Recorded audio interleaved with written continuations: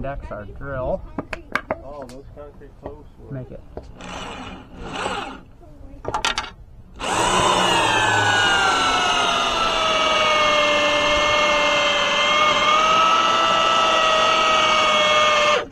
And that is how you want them to work out. Yeah. You get one shot all the way through. So this is a 1/2 inch by 8 inch hot dip galv carriage bolt and hot dip galv associated hardware. We need lock washers too, Bob. I forgot to tell you.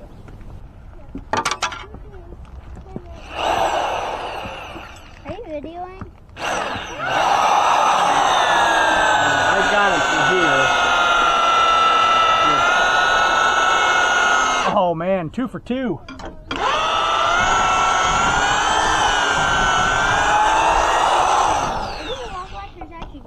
Can't beat that. They'll go over here. So just, Put him on there. And we put the nut on. and what about this washer? It's already on here. Oh. Okay. Is this one all the way in? Yep, slide him all the way in and slide the lock washer on there. You can see our string just barely kisses the outside of that post, which is where we want to be. Mwah! And that is a sturdy connection. It only get better when you lock them all together with your wall girts. Got our transit here. Why are you holding the camera like that? So we can see it. Yeah, you're right. So we're right there. So if we do the same here, that bottom of the truss, we need to come down just a smidge. So yeah, we're spot on. We are spot on with our notch height on our posts. So the math worked out, which is good. So we're gonna start putting the rest of the 4 posts up that we have, or the 3 left, and then we'll get the other 5 up, get those notched. We went back this morning and had another maple log that we went ahead and sliced into another post. So we're gonna throw posts up, and then they're all marked for our wall girts. So we've got mark here, here, here, and then the truss is gonna overhang the outside of the post by 1.5 inches, and then we'll have the last girt go up under that and tie it all in. There's 4 or 5, and my goodness, they look pretty good. So we've got 1 more here, 4 more on that side that we need to notch. Got the last of the posts notched. I guess I should clarify, the reason we're doing this now, it's a little bit of extra work to shoot grade and all that kind of stuff, but we're laying it out here on sawhorses rather than hanging posts and then shooting like a level string line off of that all the way out to the corner post. Whoop, there it is. And then like a chalk line, and then carrying a chainsaw up a ladder and trying to notch out up top. So the reason why we're doing it here is just because it's a lot easier. I mean, everything's here, it weighs tight, we can manage everything, so that's why we're doing it here. Ready? Yep.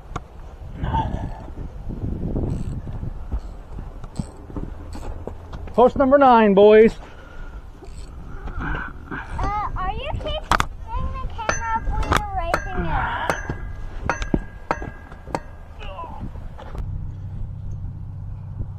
Right there.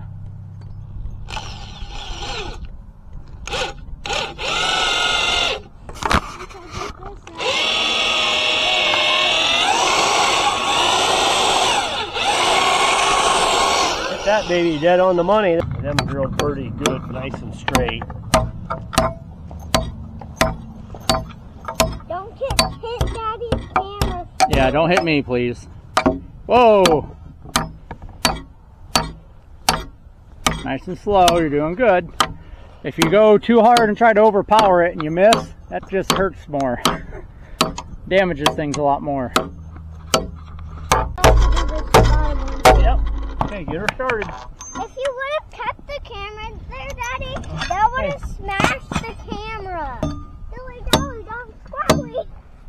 Uh-oh, you hit your hand? Yeah, you bet you did. Let me see. Have her from here. Are you okay? What'd you hit it on?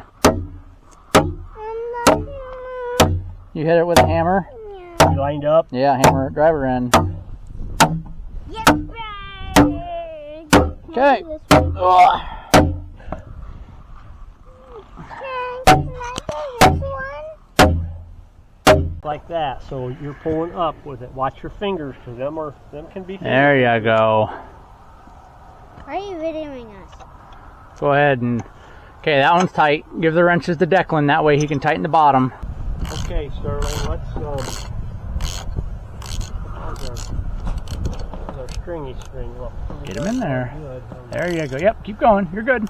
That's smart. Use your hand to hold the socket steady while you ratchet. There you go. I did that. Keep going.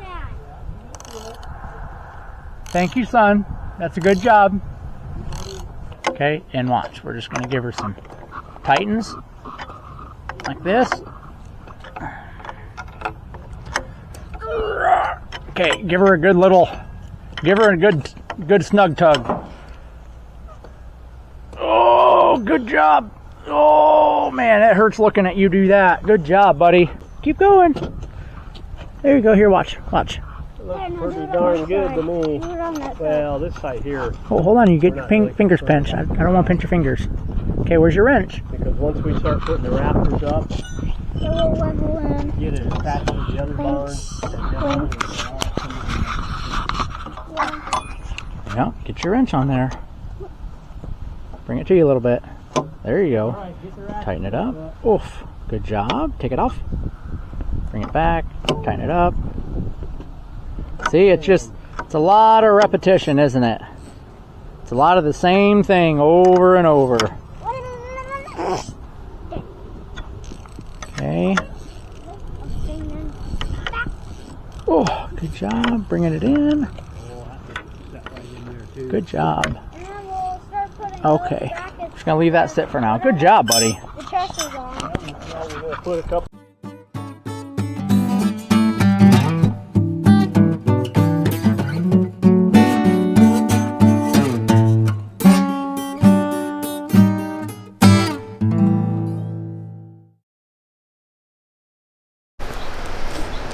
Well, we're getting there. We're tied into the last post on the shop. We've got 2 of our wall girts up and nailed in, and with that one being a white oak post and that one being a red oak post, my goodness, driving these spikes in is something else. But we're getting it. So we're gonna get 2 rows on either side done, and then we're gonna get some 2x8 diagonal racking braces in, and then we're gonna start hanging trusses.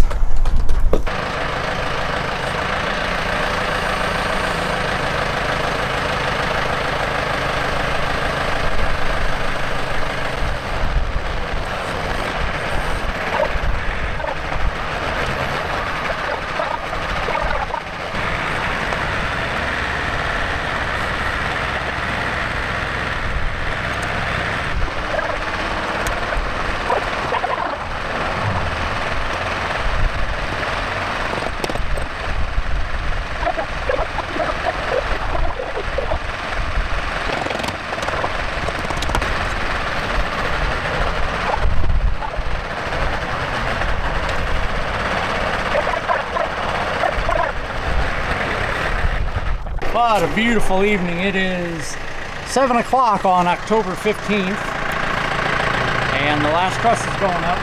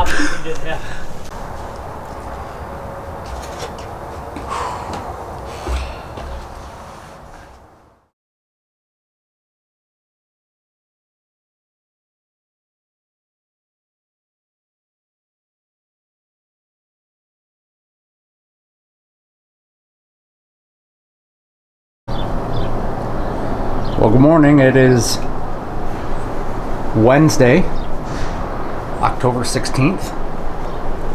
It's a brisk 38 degrees outside this morning. And we just watched the sun come up. I was hoping it was going to be a little bit prettier than that, but cloud cover came in. But we've got some trees that are really changing. They always change over here first on neighbor's property. And I think it's because that knob up there dries out before mine does. So his goes from red, and then mine's all green back here, all my maples for the most part. But moose are out laying down chewing their cud this morning. And looky there. So as you guys can see, this is a pretty good view of it. The new trusses are a bit taller than the old trusses, and that is because I mismeasured the old trusses at a 4/12 pitch when they're actually a 3/12 pitch. So the bottom of the heel of each truss it matches the old building, but the roof line and the peak's going to be higher. So we're gonna have to do a little scabbing today to make that work, but not a big deal. So I'm up here in the loft of one of our other barns, and this was hay storage at one point in time. Fit a lot of square bales in here. So the previous owner had Percheron draft horses, and so they stored their hay up here, and there's a hay chute over here that they used to drop hay down to. But there's this building, and then there's this building here. So we're gonna get after it this morning and get some work done. Uh-oh, looks like Mama Cat got a mouse.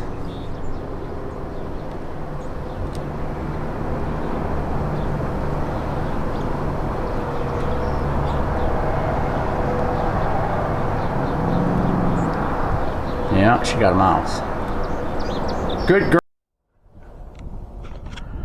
So we're putting our wind bracing in here, and this keeps the trusses from racking north to south in this case. So in order to make sure that we're nice and square, we cut a line from the top of the truss on that corner to an opposite part of the post and take a measurement, and then measure the same from the other side.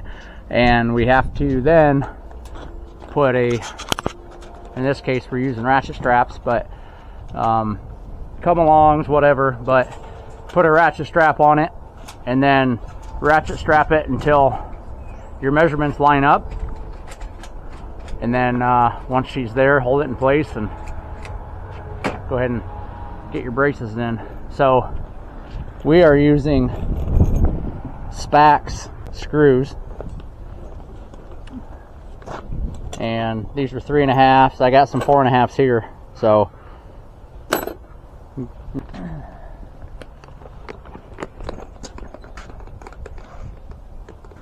this case, this is a nice maple 2x6.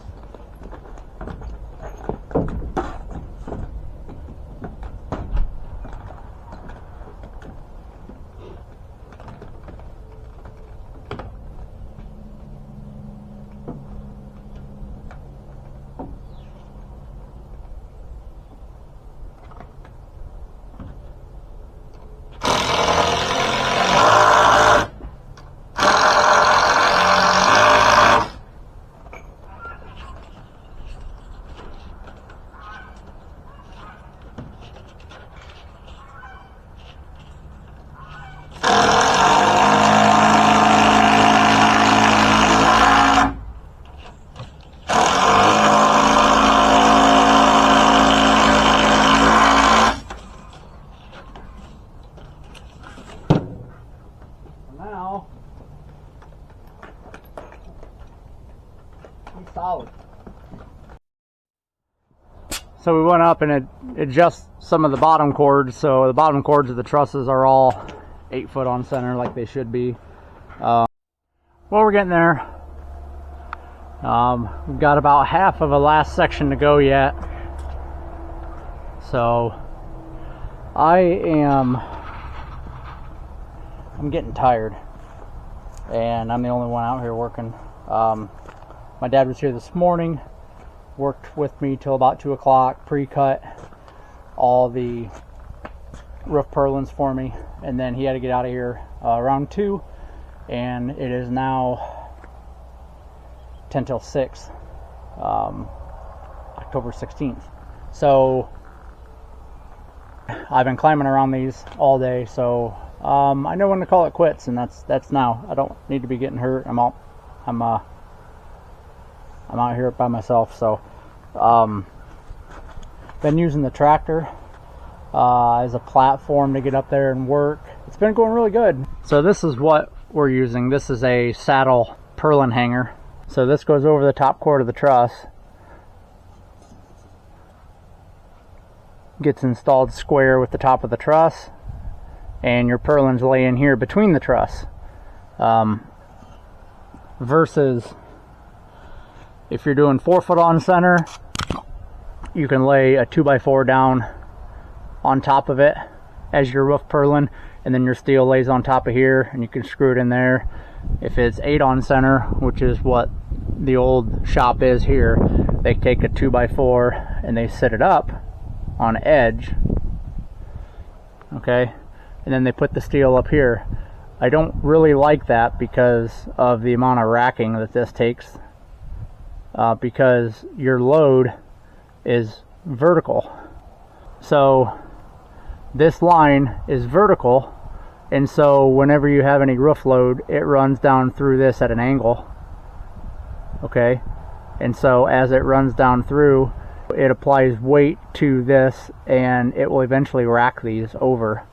And you can't really see it. I'll show you later, but up there above each one of these hangers where the purlins are for the other roof, they're starting to rack off of the top of the trusses. I just don't like that. It just doesn't seem very stable to me.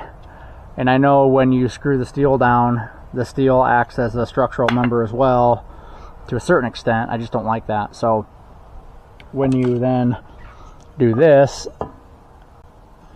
and then you put a 6x6 in it, so then when you use a saddle hanger like this, man, it's a really tight joint.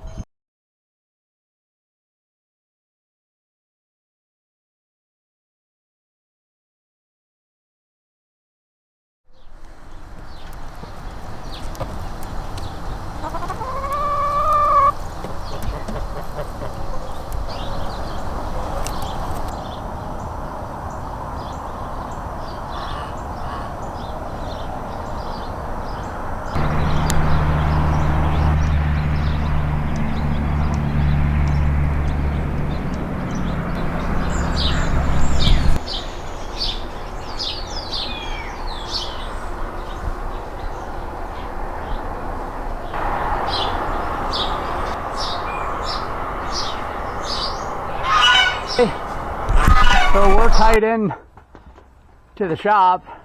So as you can see, my mistake was mismeasuring the shop trusses for 412 when they were actually 312. So we had to scab on a 2x6 rafter, and I've just got some initial bracing here. I'm gonna go through and add. Yeah, you got a boo-boo today, and I'm gonna go ahead and add some more bracing. But for the time being, all of our roof purlins are in. Every fastener's in place. We've got our top girts on now. So really all that we need to do is fill in this space between our truss here and the truss there. We're just gonna scab in some pieces. That way it'll act kind of as a fascia, because since there's no overhang with these, we don't have to box in an eave or anything like that. So that nailer is going to allow two things. For one, it's going to allow us to screw the edge of the steel at the eave down on top of the nailer here that we're putting in. And I call it a nailer, but the nailer is essentially the fascia board. So it's going to allow us to screw the steel in from the top right at the edge, and then it's also going to allow us to screw our gutters along here. All right, well, this is the last piece before we put steel on tomorrow. This piece here, this fascia insert nailer, whatever you want to call it, it's the last piece we have to go.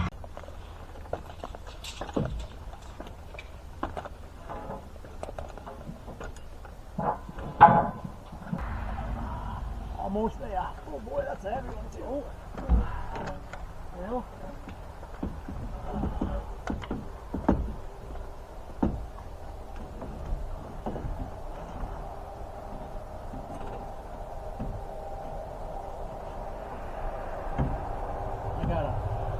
I gotta massage it a little.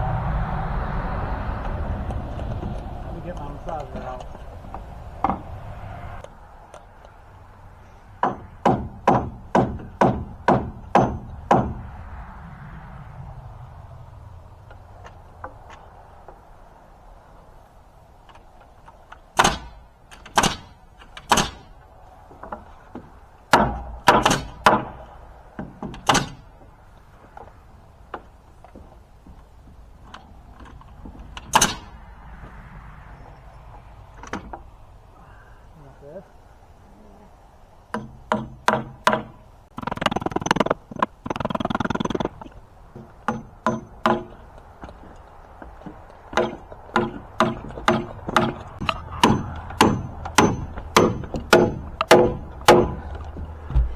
So the other thing with running purlins inside your truss top plates is that everything stays right flush with the top of the truss. Get a really nice flat roof. What a nice quiet night. See no deer. Yeah, no deer out. Back here at least. They're probably all bedded down. Well, we just took the tape and cut a measurement from the very outside corner of the eave down there to this peak, and we were 42 feet 5.5, and then we moved it over to there and cut a measurement from there to here.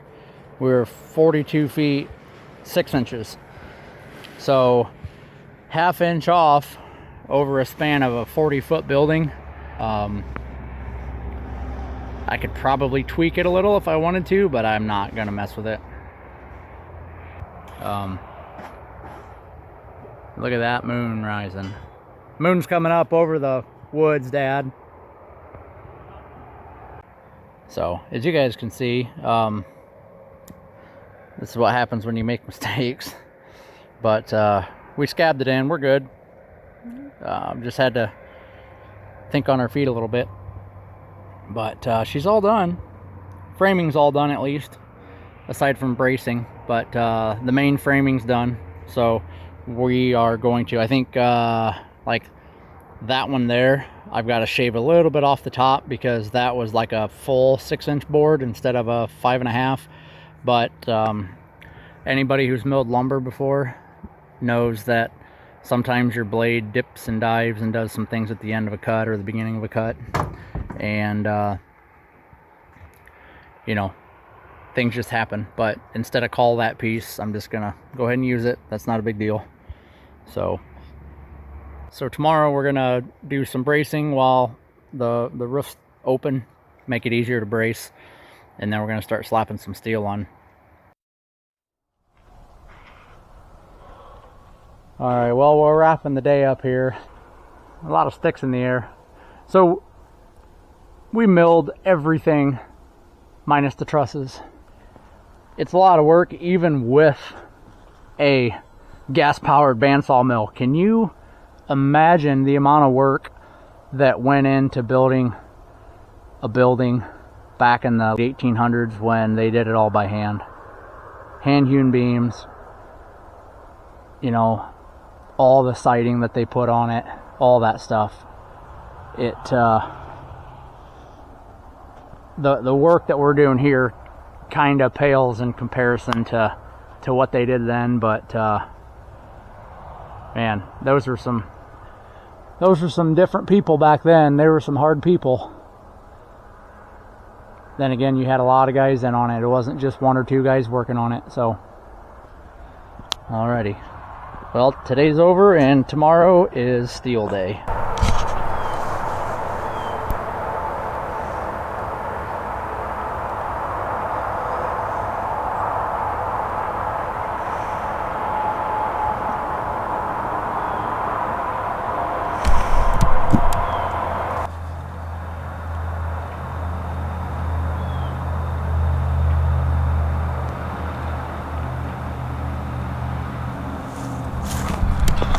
So we go to start cutting steel today, and we get about halfway through the first piece and my battery powered circular saw stops working. So I could have swore I had a corded one somewhere, but we couldn't find it.